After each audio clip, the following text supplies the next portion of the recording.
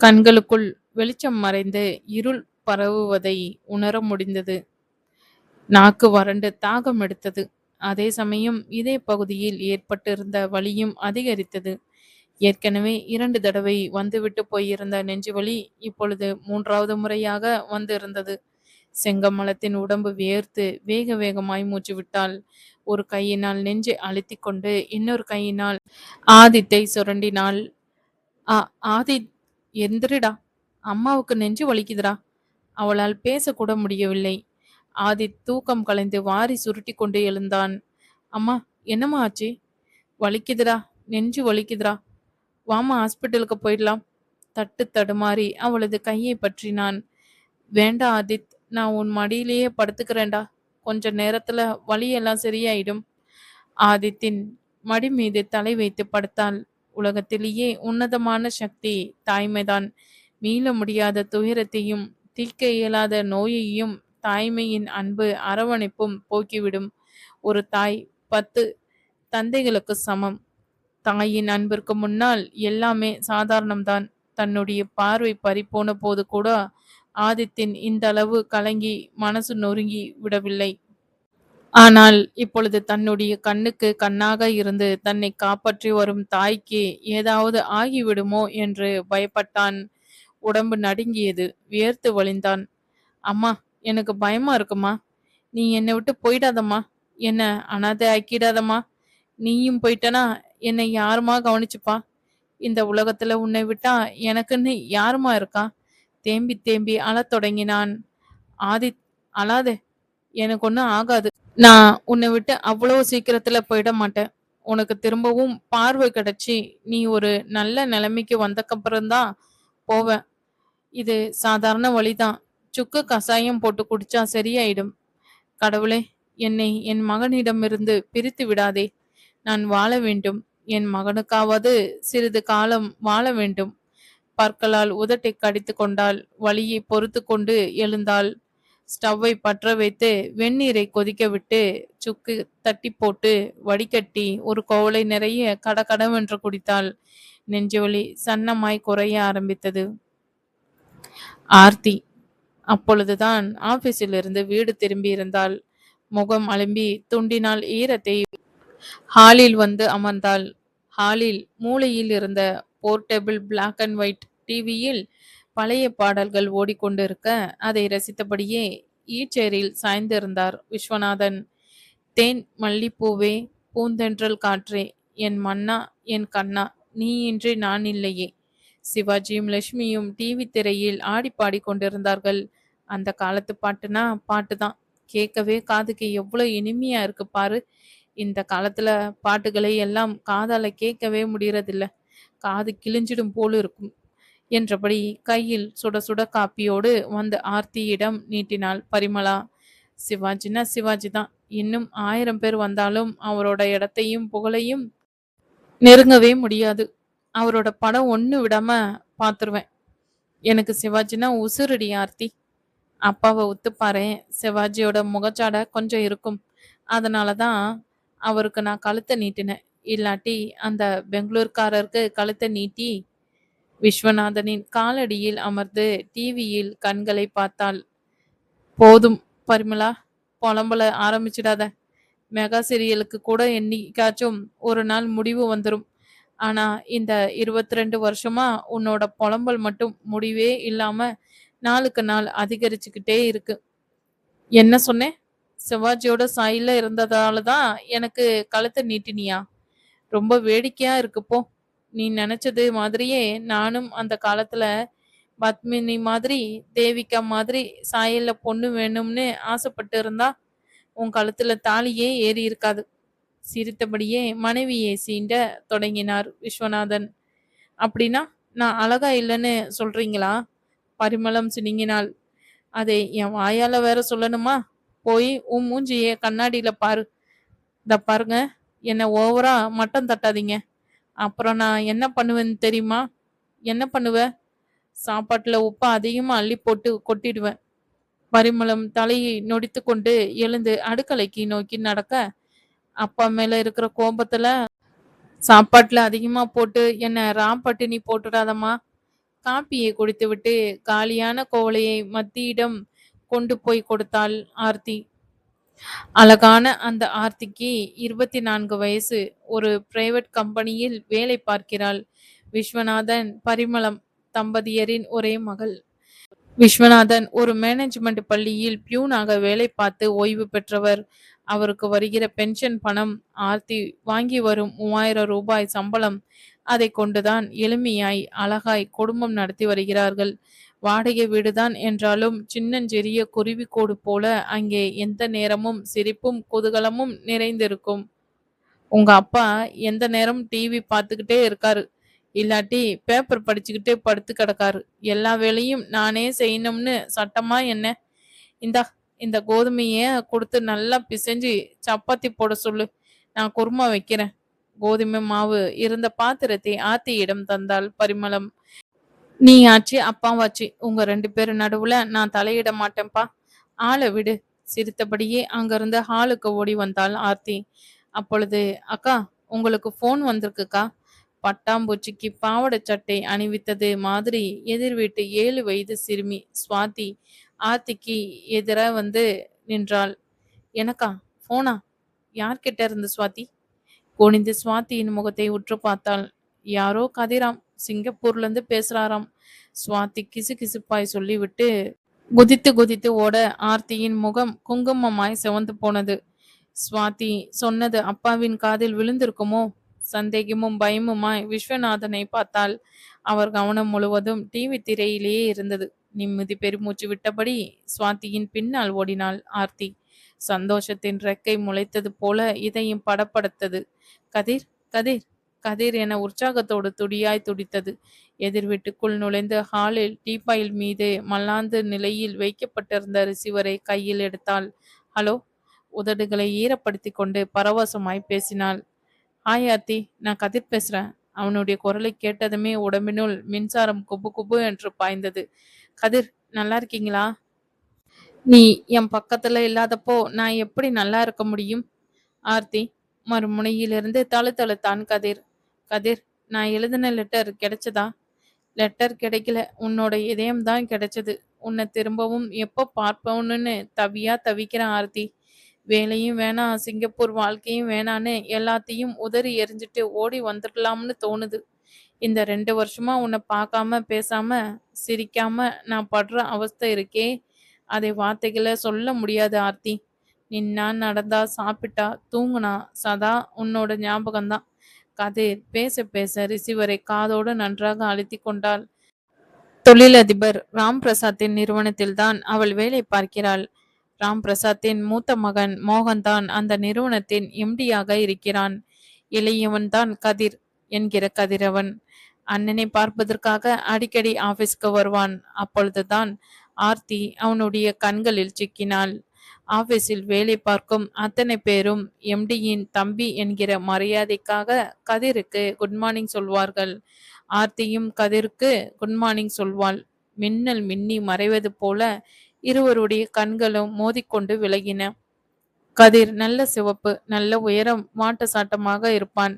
BE முடித்துவிட்டு Singapore நிறுவனம் ஒன்றில் வேலைக்காக விண்ணப்பித்திருந்தான். அவனுடைய அழகுக்கும் அந்தஸ்துக்கும் ஆசைப்பட்டு எத்தனையோ பணக்கார பெண்கள் அவனுக்கு மாலை சூடி மனைவியாக துடித்தார்கள். ஆனால் அவனுக்கோ ஆர்த்தி மீதுதான் ஆர்வம் இருந்தது. எளிமையும் தெய்வீகமும் நிறைந்த அவளது பரிசுத்தமான பேரழகு அவனுடைய மனசை அவளிடம் இழக்க வைத்தது. ஆர்த்தியை பார்க்க வேண்டும் என்பதற்காகவே அடிக்கடி ஆபீஸிற்கு வர தொடங்கினான். இதயம் படபடக்க ஆர்த்தியிடம் வலிய போய் பேசுவான். ஆர்த்திக்கு அவனை பிடித்திருந்தது. ஆனால் அவனுடைய அந்தஸ்தை எண்ணி ஆசைகளை அடிமனசுக்குள்ளேயே புதைத்து வைத்தாள். கதிர் தைரியசாலி. அவன்தான் தன் காதலை அவளிடம் முதலில் வெளியிட்டான். ஐ லவ் யூ ஆர்த்தி என்று அவன் சொன்னபோது இன்பமாக இருந்தது. அதை வெளிப்படையாக கொண்டாட முடியவில்லை. மலை மாதிரி உயர்ந்து நின்ற அவனது அந்தஸ்து பயமுறுத்தியது. காதல் வயப்பட்டு குட்டி முயலாய் குதி குதி என்று குதிக்கிற இதயத்தை அடக்கி கொண்டு விலகி விலகி போனால் விலகி விலகத்தான் காதல் நெருங்கி நெருங்கி வரும். கதிர் ஆர்த்தியை நினைத்து உருகினான். சுற்றி சுற்றி வந்தான். நான் சிட்டுக்குருவி மாதிரி, என்னால வானத்தை தொட முடியுமா? முடியும், கண்டிப்பா முடியும். நாம மிடில் கிளாஸ் பொண்ணாச்சே, நமக்கும் கதிருக்கும் ஒத்து வருமான்னு யோசிக்கிற. உன்னை சுத்தி தாழ்வு மனப்பான்மையோடு ஒரு வட்டத்தை போட்டுக்கிட்ட. அதனாலதான் என்னோட காதலை ஏத்துக்க முடியாம தவிக்கிற. அந்தஸ்தையும் பணத்தையும் பார்த்து வர்றது காதல் கிடையாது. ஒருத்தரோட மனசை பார்த்து வர்றது தான் காதல். ஆர்த்தி, ஆர்த்தி, எனக்கு உன்னை பிடிச்சிருக்கு. அதே மாதிரி உன்னை எனக்கு பிடிச்சிருக்குங்கிறது தான் முக்கியம். நீ ஒரு வார்த்தை சொல்லு. இப்பவே என்னோட அம்மா, அப்பா, அண்ணன், அந்தஸ்து, கௌரவம் எல்லாத்தையும் தூக்கி எறிஞ்சிட்டு கதிருங்கிற வெறும் மனுஷனா உன் முன்னால் வந்து நிக்கிறேன். அப்போவாது என்னோட காதலை புரிஞ்சுப்பியா? பதிலுக்கு ஐ லவ் யூ சொல்லுவியா? சாமியிடம் பயபக்தியோடு வரம் கேட்கிற பக்தனைப் போல கதிர் மாறி இருந்தான்.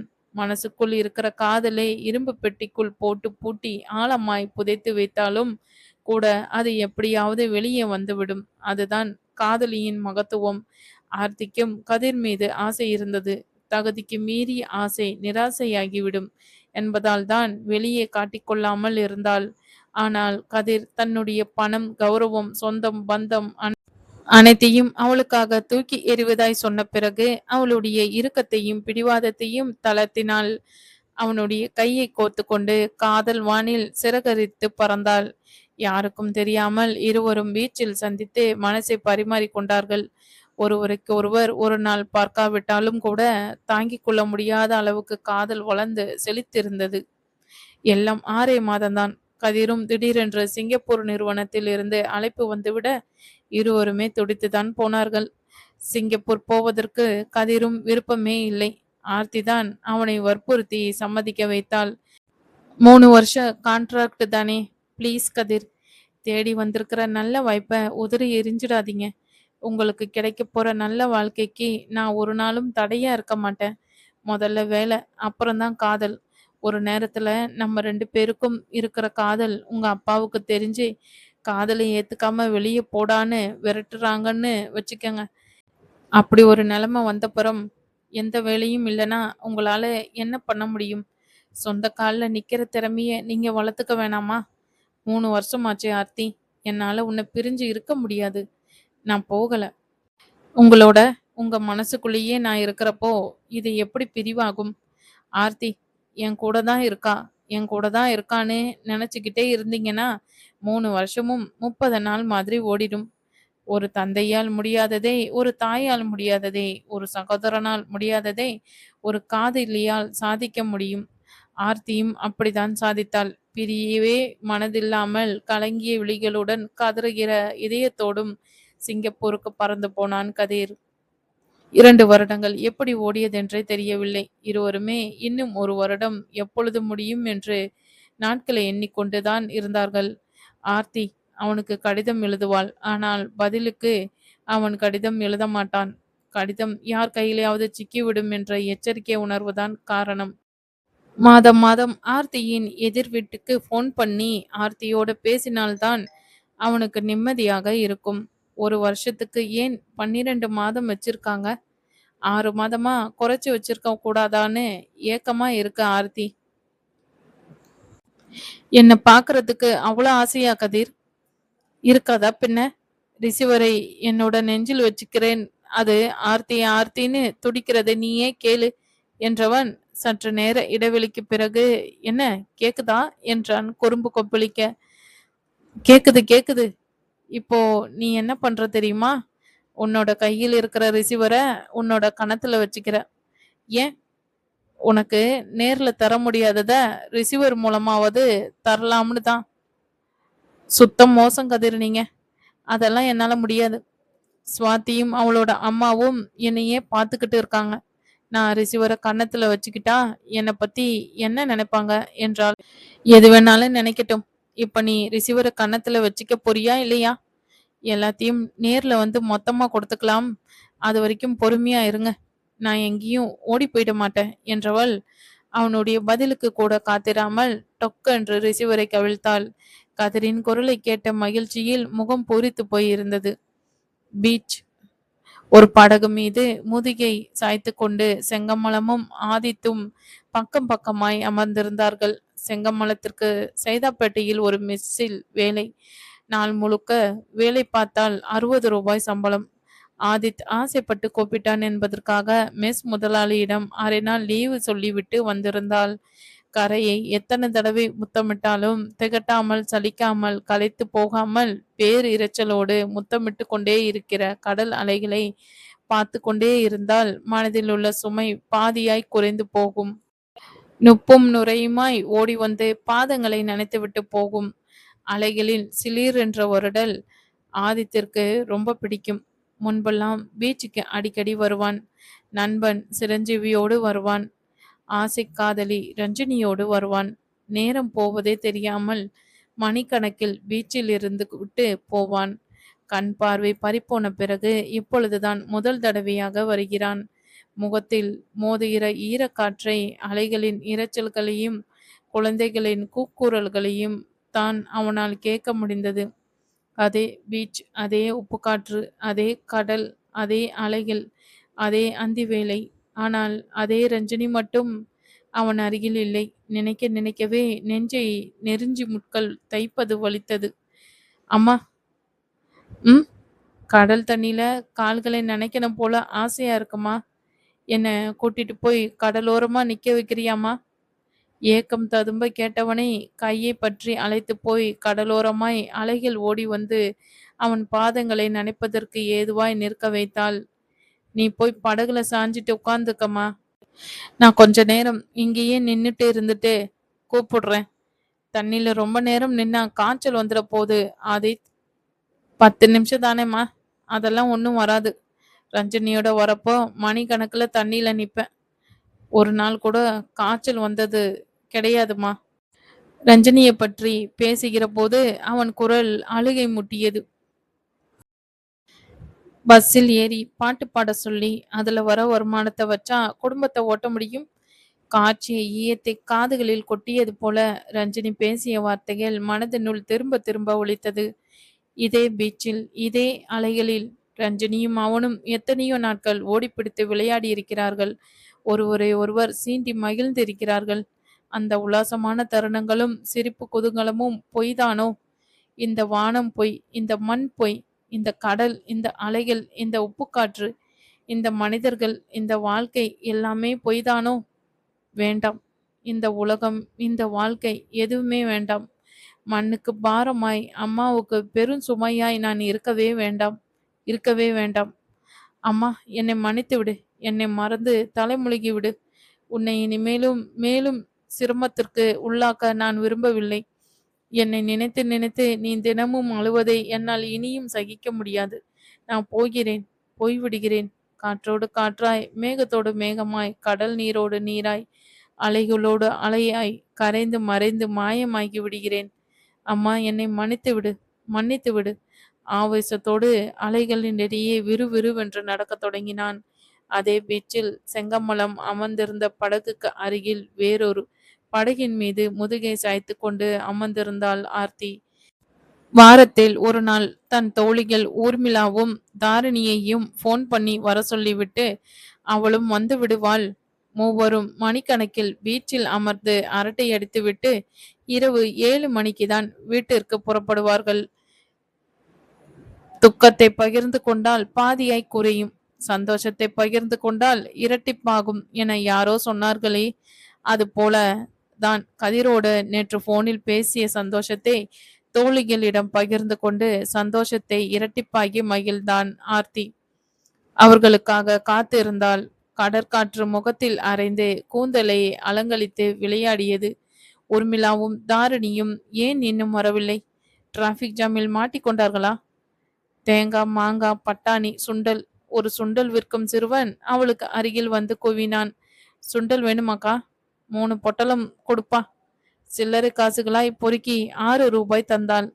ஊர்மிளா, தாரிணி இருவருக்கும் சேர்த்து வாங்கி கர்ச்சிப்பினால் சுற்றி ஹேண்ட்பேக்கினுள் வைத்து கொண்டாள். நேரம் ஆக ஆக ஊர்மிளாவும் தாரிணியும் வரவே இல்லை. ஆர்த்திக்கு போர் அடித்து எழுந்தாள். மணலை தட்டி கொண்டு அலைகளை நோக்கி நடந்தாள். அப்பொழுதுதான் அவளுடைய கண்களில் அந்த காட்சி பட்டது. விறுவிறுவென்று கடலுக்குள் இறங்கி கொண்டிருந்த ஆதித். பாதங்கள், கால்கள், தொடைகள், இடுப்பு, வயிறு, கழுத்து என கொஞ்சம் கொஞ்சமாய் தண்ணீருக்குள் மூழ்கி கொண்டிருந்தான். இன்னும் முகம் மட்டும்தான் பாக்கி இருந்தது. யார் இவன்? என்ன செய்கிறான்? குளிக்கிறானா? குளிப்பவனாக இருந்தால் கரையோரமாக குளிக்கலாமே. ஏன் ஆழத்துக்கு செல்கிறான்? அதோ பெரிய அலை ஒன்று வருகிறதே. அந்த அலையில் சிக்கினால் இழுத்து போய் விடுமே. ஆர்த்தியை பதற்றம் தொற்றிக் கொண்டிருந்தது. அவனை பார்த்தால் குளிப்பதற்காக கடல் நீரில் இறங்கியவன் மாதிரி தெரியவில்லையே. வேறு ஏதேனும் நோக்கத்தில் இறங்கியிருப்பானோ? ம்ஹும். அவன் யாராக இருந்தாலும் சரி, சாக விடக்கூடாது விடக்கூடாது. அதற்குள் அந்த காட்சியை செங்கமலம் பார்த்து விட்டாள். ஆதித், ஆதித், ஐயோ, யாராவது வாங்களே, என் புள்ளைய காப்பாத்துங்களே. தொண்டை கிளிய கூச்சலிட்டாள். ஆர்த்தி செங்கமலத்தையும் ஆதித்தையும் மாறி மாறி பார்த்தாள். இப்பொழுது ஆதித் தலை மட்டும்தான் மேலே தெரிந்தது. இனியும் தாமதிக்காமல் அவனை காப்பாற்ற முடியாது. அவளுக்குள் எங்கிருந்துதான் அத்தனை வேகம் வந்தது என அவளுக்கே தெரியவில்லை. குபீரென்று தண்ணீருக்குள் பாய்ந்தாள். ஆதித்தின் தலைமுடியை கொத்தாக பற்றி பற்களை கடித்து கொண்டு அவனை தன் பக்கமாய் பலத்தை எல்லாம் திரட்டி இழுத்தாள். கரையை நோக்கி வந்த பெரிய அலை ஒன்று இருவரையும் கரையில் கொண்டு வந்து சேர்த்தது. நீ 100 வருஷம் வாழணுமா? நீ மட்டும் தக்க சமயத்துல தண்ணியில பாஞ்சு என் புள்ளைய காப்பாத்தாம போயிருந்தா நானும் இதே கடல்ல விழுந்து செத்திருப்பேன். கண்ணீரும் கம்பளையுமாய் ஆர்த்தியை பார்த்து பேசியவாறு உடம்பு முழுவதும் சொட்ட சொட்ட நனைந்து போயிருந்த ஆதித்தை தன் முந்தானையினால் துவட்டி விட்டாள் செங்கமலம். தன்னுடைய எண்ணம் நிறைவேறவில்லையே என்ற ஏமாற்றமும் ஆதித்தை தழுவி இருந்தது. தழுதழுப்பான குரலில், என்ன மன்னிச்சிடுமா. வயசான காலத்துல உனக்கு சுமையா இருக்க கூடாதுன்னு தான் இப்படி ஒரு முடிவுக்கு வந்தேன். வாழணுங்கிற என்னோட ஆசைதான் நிறைவேறல. இப்ப சாகணும்னு ஆசைப்பட்டேன். அதையும் நிறைவேற்றிக்க முடியாம காப்பாத்திட்டியேம்மா என்றான். டே, நான் உயிரோட இருக்கிற வரை இன்னொரு வாட்டி என் காதுல விழறப்போ அந்த வார்த்தையே சொல்லாத. காதுகளை பொத்தி கொண்டாள். எனக்கு வேற வழி தெரியலையேம்மா. வாழணும்னு நினைச்சா எவ்வளவோ வழிகள் இருக்கு. யார் வேணாலும் எப்ப வேணாலும் செத்துட முடியும். ஆனா செத்த பின்னால பழையபடி பிறக்க முடியுமா? இந்த உயிரும் உடம்பும் கடவுள் கொடுத்த வரப்பிரசாதம். அதை அழிச்சிக்க நமக்கு எந்த உரிமையும் இல்லை. உங்களை பார்த்தா படிச்சவரா பண்பானவரா தெரியுறீங்க. எதுக்காக இப்படி ஒரு கோலத்தனமான முடிவு எடுக்கணும்? வயசான அம்மாவை தவிக்க விட்டுட்டு போக எப்படி மனசு வந்துச்சு? ஆர்த்தி படபடவென்று புரிந்தாள். ஆதித்தின் காதுகளில் அவளுடைய குரல் நன்றாக விழுந்தது. குரல் வந்த திசையை நோக்கி திரும்பினான். அம்மா, யார்மா இவங்க என்றான் ஆர்வத்தோடு. ஆர்த்தி குழப்பமாய் ஆதித்தை நோக்கினான். நான் தானே இவனை காப்பாற்றினேன். என்னை போய் யார் என்று கேட்கிறானே. அருகில் நிற்கும் என்னை தெரியவில்லையா இவனுக்கு?